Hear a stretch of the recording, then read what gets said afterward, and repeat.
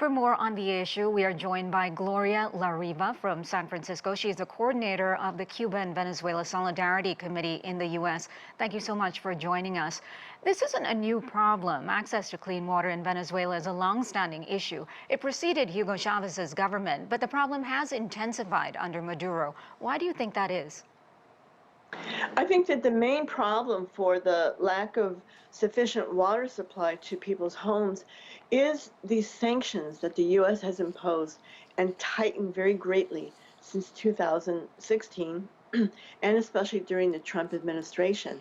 I was in Caracas, by the way, when the complete electrical grid of the country was down for 6 days in 2019, a result of U.S.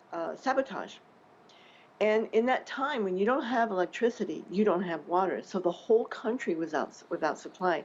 But what we're talking about today is the crisis of the collapse in many ways, in many areas, of the water supply system, the piping and everything else, due to the lack of maintenance, due to the lack of money for the country.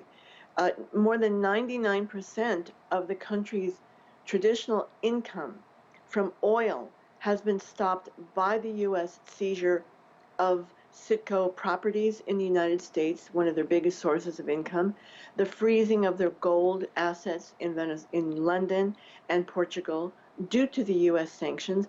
And so it's an economic war against the country in which transport, water, electricity is very hard to maintain and improve.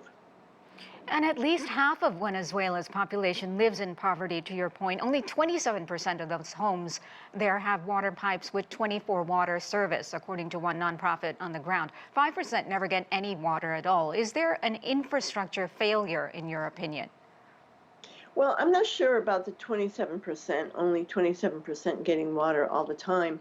But certainly it is a big problem. The will of the government is there to provide for the needs of the people. The resources aren't. And so when I was there, I've been to Venezuela many times, the government is doing what they can. You heard from your news report about water wells being built, about some of it being improved, but there really is a need for the foot of the U.S. on Venezuela's neck to be lifted. There's no other way that they can hope to improve. The inflation is also great, which makes the purchase of water very, very expensive for people in their homes. And when we're talking about water, it is life. It is International Water Day coming up soon. And here in the United States, we have our own crises from Jackson, Mississippi to Flint, Michigan, and the need for the whole country's infrastructure in water delivery to be completely transformed from lead pipes to a more healthy condition. But we face a problem of U.S. financing of a war in Ukraine, but there's no money for people's needs at home. The U.S. has the means to help other countries in their water supply, from Venezuela to other countries in the world. Venezuela does need help. There is a need for improvement of the water supply system. And yes, I've seen, for example, way up in the hills of Caracas. Caracas is in the middle of a very deep valley and very high mountains. And under Chavez, cable cars were built for people to have transport all the way up into the hills where they live.